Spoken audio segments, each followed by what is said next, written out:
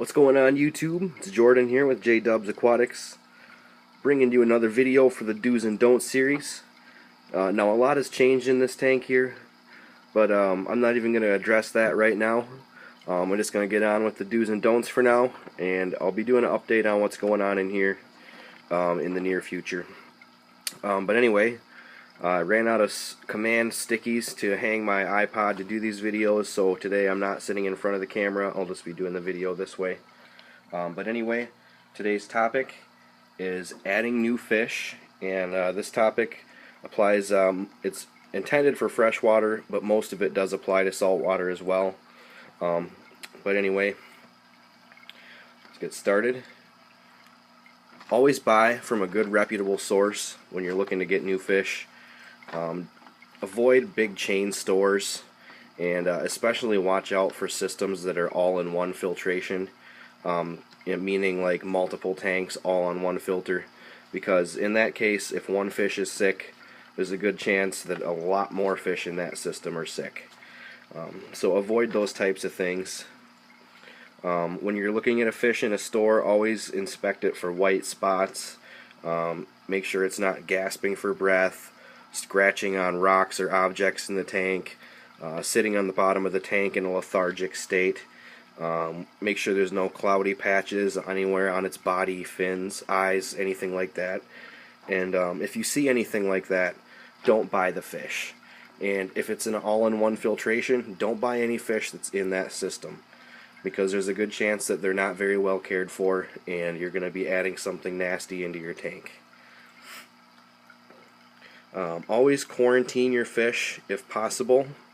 It's not very expensive to set up a simple quarantine tank with a sponge filter, and quarantine your new fish for a few weeks. Make sure it's healthy and disease-free, eating and behaving normally and all that before you put it into your tank, because for a lot of reasons, once it's into your display, it's a lot harder to get rid of.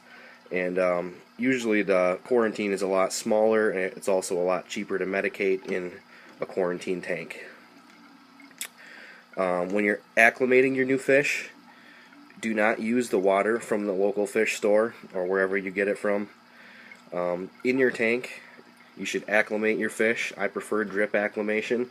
It's just the best way to go about it. It's a nice slow drip, and it's not going to shock your fish. Anyway, so you should acclimate, net your fish, or depending on how you feel about it, you can grab your fish by hand depending on the fish and place your fish into the tank. But discard the water. Don't use the water you used to acclimate and put it back into your tank. That's just running another risk. If you see any problems in the quarantine, make sure you medicate, do your research, find out what's going on, and